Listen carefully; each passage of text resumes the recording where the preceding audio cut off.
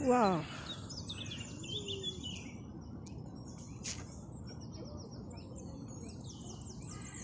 Wow, wow, wow.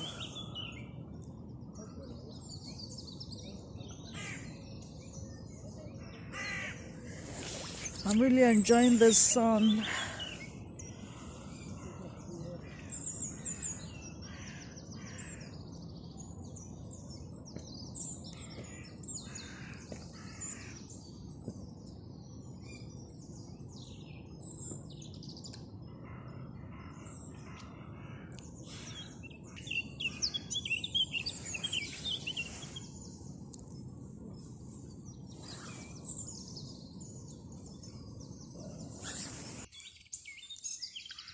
I remember a long time ago in Nigeria,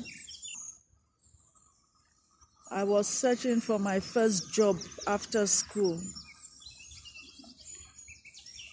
And I decided to be, flipping through um, this particular newspaper every Thursdays. Yes, I think every Thursdays there is normally a column for jobs. So I used to buy this paper every Thursday, and I flip through to get search. So I came across this vacancy. They were looking for a public relations officer in an amusement park under construction. So I went there to submit my application by hand. And then I was told to come for interview. They gave me a date for the interview and time. So on that date, my sister, oh, may her soul continue to rest in perfect peace.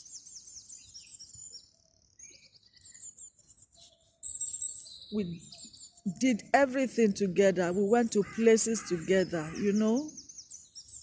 When they see me without her, people ask, "Where is your sister?" Because they knew we were always together. So she decided to go with me. So somehow, I couldn't recognize the place anymore. This place was in Festac town. Those of you who have been to Festac in Lagos, Nigeria, you'll understand what I'm saying. All the streets or avenues looked like each other. When you go to Avenue, is it Fifth Avenue? It looks like Third Avenue, Second Avenue. The planning is just the same. If you are not conversant with those areas, you might just miss your way. So I missed my way completely. I didn't really know what was happening. So I was like, God, is this the handiwork of the devil or what?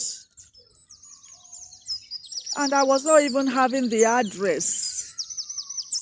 The only thing I could remember was Fifth Avenue, but the close now just went off my head. So we started asking people as we move along. All the people we asked, none of them was able to direct us. And the reason being that a new park under construction. So we kept moving from one close to another. This interview was supposed to be 9 a.m. You can't believe it. At 10, we were still looking for a way to get to the venue. My sister was fed up and even angry with me, a place that I actually went to deliver my application by hand, and now I couldn't find my way there. It was strange. We kept searching and searching. 10:30 to 11. My sister said, looks like this job is not for you. I think we should just go back home. Wow, I was so devastated. And then I told her, I said, okay, please just hold on. Let's find out one more time. If the next person we ask doesn't know the place, then I'll give up. Luckily, a guy was coming in front of us, and I stopped him and asked him. Lo and behold, he knew the place. Wow, what a relief. But again, the interview was 9 o'clock, and this time it was to 11 a.m. Wow. So we rushed. When we got there, the place was deserted. We met the security man, and then I explained to him. He was like, what? They had about almost 20 people that came for the interview. They've all been interviewed and they've left. Anyway, he said we could go in to see the secretary. So we went in. I greeted the secretary and I explained to her. The secretary was this kind of saucy woman, not cheerful, arrogant, you know.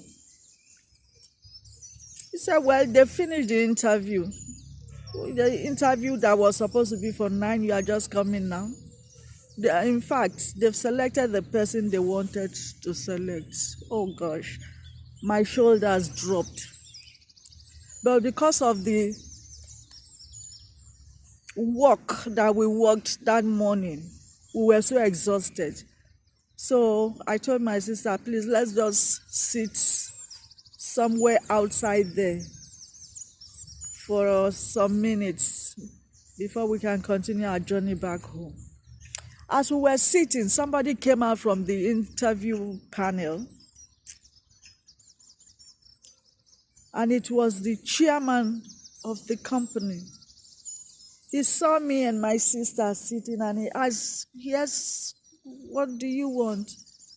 And then I explained myself. I actually came for the interview, but unfortunately, I missed my way, and we just arrived. He said, come on, come inside. He went back in, and I followed him. When I got in there were 2 other people. That made 3 of them. And then he told them, look at this lady, she's just coming now. Anyway, the interview started. And they started asking me questions. They took my credentials. And at the end of the interview, the chairman told me, we've actually chosen somebody for this job. And it was a male. But there's something about you that I just could not resist. So as it is now, I'm giving you the job. You are going to be the PRO. But the guy that we have told to resume work, we are going to make him your assistant. Wow. Wow. When I came out of the interview room, and when I came out of the interview and I broke the news to my sister, and that secretary was there, it was unbelievable. Unbelievable. What a miracle. What a miracle. Although the salary then was nothing to write home about, but the circumstances surrounding the way I got this job was a miracle.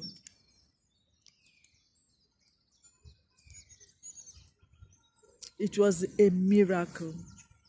Frank Kids Amusement Park, owned by the former Minister of State, Franklin Adejumu. I was a PRO of that Frank Kids Amusement Park at that time. We opened the park. So that is One of my memorable moments that I can never ever forget in my life. That was favor. That was favor. Wow. That was favor. That was grace.